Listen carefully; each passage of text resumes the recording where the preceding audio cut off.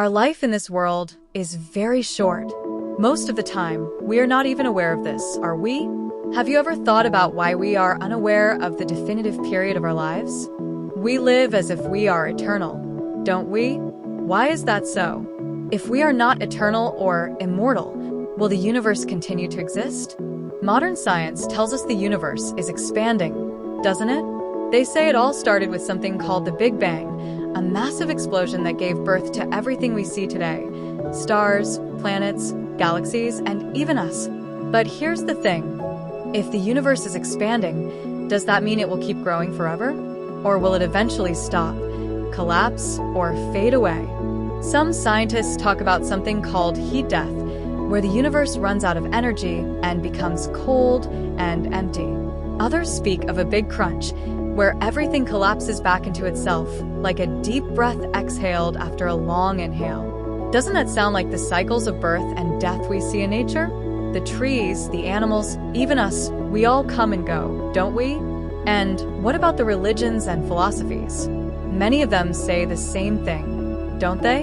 Some call it the apocalypse, others call it Mahapralaya, the Great Dissolution. In Hindu cosmology, they say the universe goes through endless cycles, creation, preservation, and destruction, over and over again, like waves in an ocean. It's almost like the universe breathes, isn't it? Breathing in, breathing out.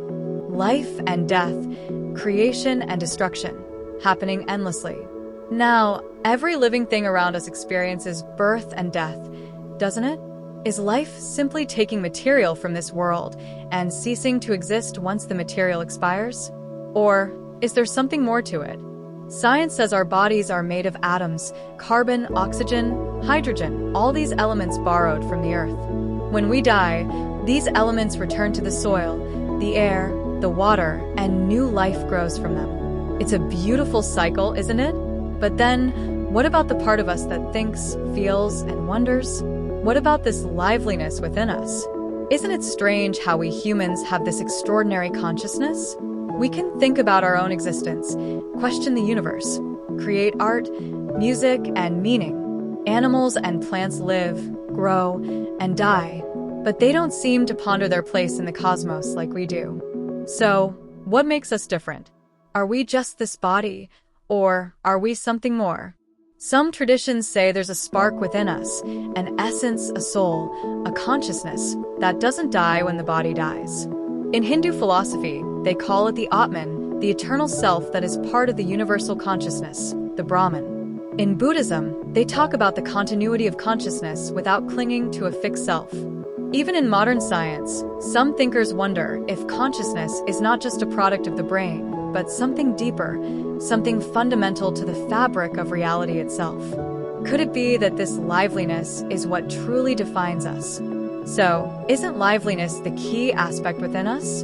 After all, we represent life on this planet with a highly evolved consciousness compared to any other living organisms on Earth. What do you think now? Are we this body, or are we the liveliness within? A thought for the day. If the universe expands and contracts like a heartbeat, and if life flows through us like a river, then maybe we are not just this fragile body. Maybe we are the awareness, the liveliness, the essence that connects us to everything else. Isn't that something worth pondering?